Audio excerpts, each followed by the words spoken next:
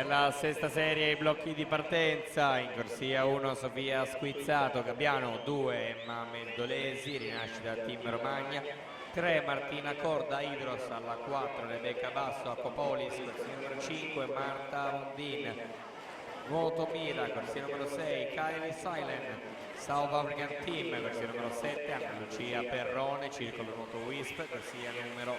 8 Martina Bigiani, circolo nuoto Wisp.